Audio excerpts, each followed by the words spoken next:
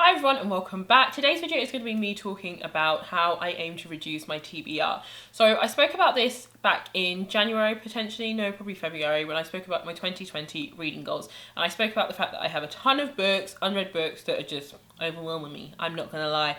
Point blank, I am overwhelmed. And I basically needed to figure out a system so that I would actually get to these books and also read these books.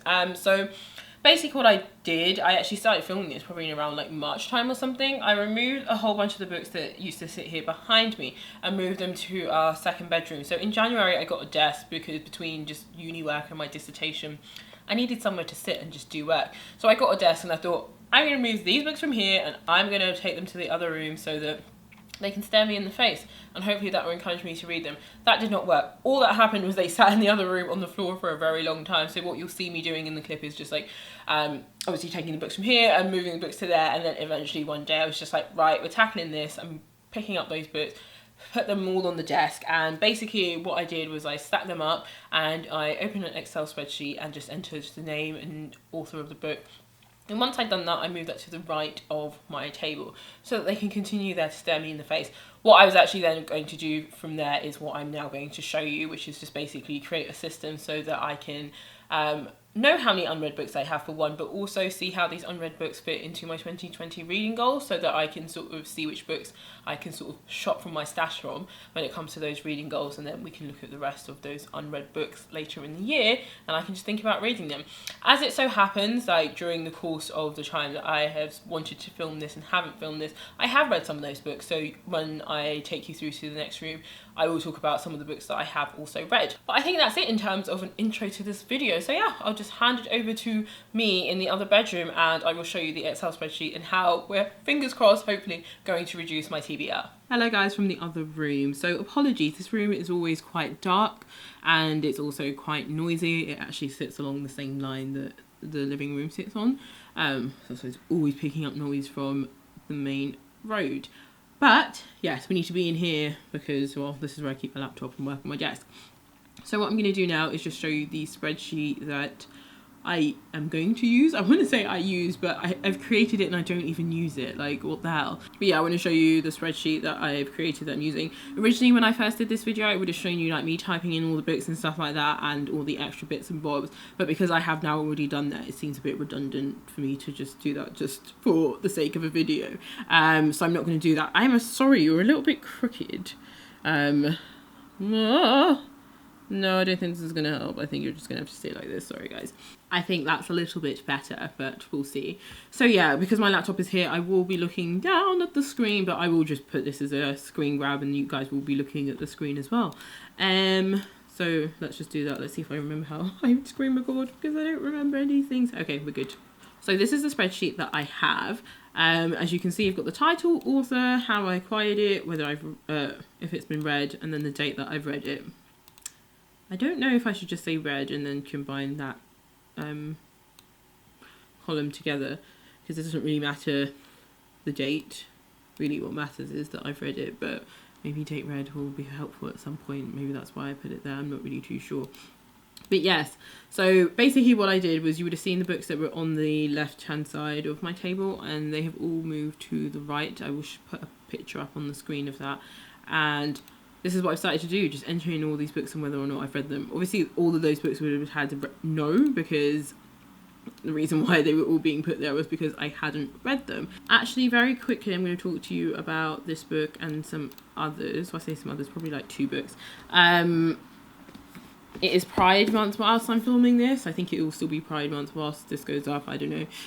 But I wanted to read some of the literature, queer literature that I had. I wanted to participate in reading for Pride. I know there's a readathon, but like I found out about the readathon way too late, so I couldn't participate in that. But I just wanted to, you know, read some queer literature. I don't ever. I watch Jean and she reads a lot of like female romances and things like that. But I never go out in search of queer literature, so I just thought, I am actually also going to read Giovanni's Room. I actually picked this off my book stack because I really wanted to read it. I know James Baldwin is really important to in terms of African American writers, and I really wanted to read this one book I had from him, and then I realised it was also Pride, so I'm going to read that. And then I was watching Jean's video where she was talking about her read along for the LGBTQ plus readathon, and she talked about this book, and I realised I have this book, so I'm also going to read that.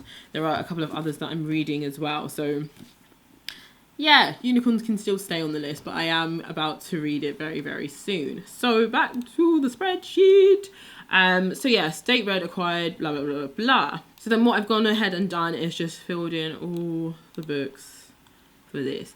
And it wasn't even a time consuming task. It was actually quite nice to like catalogue everything. So I'm not gonna lie, that was brilliantly done. So now I'm gonna show you the finished spreadsheet and show you where I'm at basically with what I've devised, and yeah, the kind of spreadsheet that we're looking at. Sorry, my buzzer went off, so I've completely lost my train of thought, but I think I was saying something about this spreadsheet and how it's the finished product. I don't know. But basically, yeah, we'll take a look at this spreadsheet and I'll tell you basically how I'm going to use the spreadsheet going forward. So you'll see here, I have added some books, and as I was adding books, I decided to add in this column format because I do have a number of ebooks that were sent to me. So I've included those, and that's included format. So I just found that this was the best way to do it. I don't really need to have an acquired section. It's just useful for me to know how I got them. I think as well, if they were sent to me by the author / publisher, then I kind of prioritize getting those back a little bit. So that's why that is there. So basically, once all those books were down, I was able to just basically know how many unread books that I have. But the next thing that I needed to do was basically align these books that were here to my reading goals, so that when I was trying to do my reading goals and hit those goals, that I was looking at the books that I already have rather than going to buy more books. I ended up recording 42 books, and I think I could read those 42 books in this year and be done with them, but quite frankly, I don't want to. Not all of these books that I want to pick up so soon. So the best way for me to tackle this reading list was basically align them to my reading goals, and then I could check them off that way, so that I knew that at least I'd be reading a decent amount, and the rest I could pick up whenever I wanted. So what I will do now is show you how I color coded them and how I ended up with this. So this is basically what I ended up with when I decided to color code them and go through to see how they met my goals. Some of these books do fall under two categories. I think some might fall under non-fiction and science fiction. No, that's a lie. That's not true. That cannot be possible. Some of them might fall under self-help books and non-fiction, for example. That's probably a better example, actually. So, for example, Back to Black. That is one of my goals of reading more non-fiction.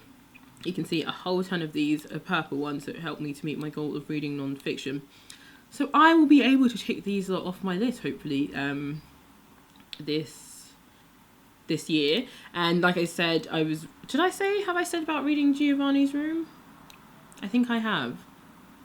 I hope I have. But I'm reading Giovanni's Room for Pride, so I know I will have read this book this year. I don't have to put anything by it, but I originally didn't have any sort of colour code for it because I didn't know I was going to do Pride. So let's look at this blue one to read non-fiction, more science fiction. I haven't got any science fiction books here, so that tells me that I can go and buy more science fiction books. So we have yellow, which is read more self-help books. So I had Proust, How a Lady Butter Can Change Your Life. I have actually read that now, so I can change this to a yes. Wasn't really that self-helpy, actually. Another yellow one, which is Everything is Fucked by Mark Manson. Haven't read that. But as you can see, basically, I went through my reading goals, color-coded everything. So these two I haven't color-coded yet because, well, this is just blank. This will just be all the white ones that are the books that I own, obviously. And I haven't identified the books from the Trick Mirror reading list. That's going to be a job for like after July, basically. So that you won't find that on here. The next one is Cream, which is to read 6 essay collections. So I've highlighted Dead Girls and White Rage. White Rage is one I'm going to pick up very soon, obviously, because of everything that's happening in the world currently.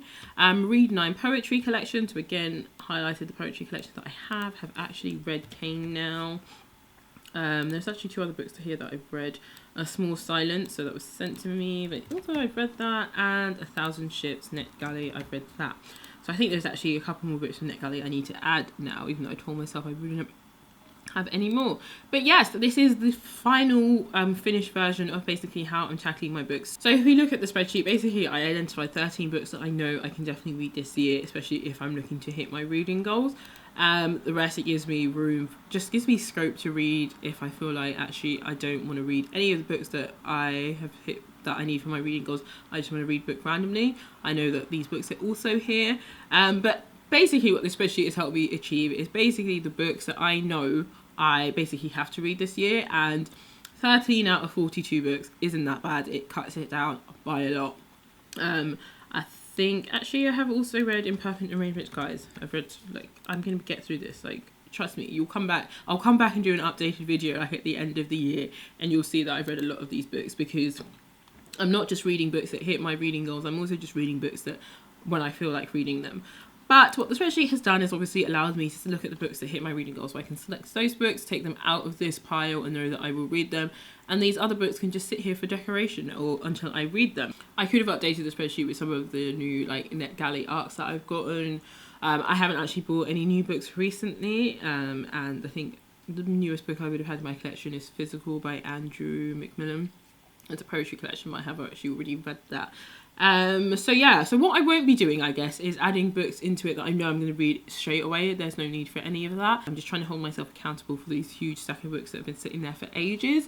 So I hope that is kind of helpful to people, or I don't know if that would have been helpful to anyone, but I hope that was helpful in order to see the process that I am using to reduce my books. I think having the goal there is not to read every single one of these books is less overwhelming, but having a process in place to read some of them, that is helping calm my nerves, and I feel a lot better about the books that I have here. So yeah, that is all from me today. I'm really sorry about the lighting in this room, but yes, I have to work with what I have. I am so tired now that I'm just completely stumbling over my words, but if you are facing the same issue as me, please let me know how you are sort of tackling your stack of unread books. I think this system will work for me. We'll have to see. I just have to give it at least a good 2 to 3 months, test it out, and then we'll see. But yeah, like I said, I'll probably will do an updated video towards the end of this year, and then we can see sort of which books that I've read. Thank you guys so much for watching, and I'll catch you in another video. Bye.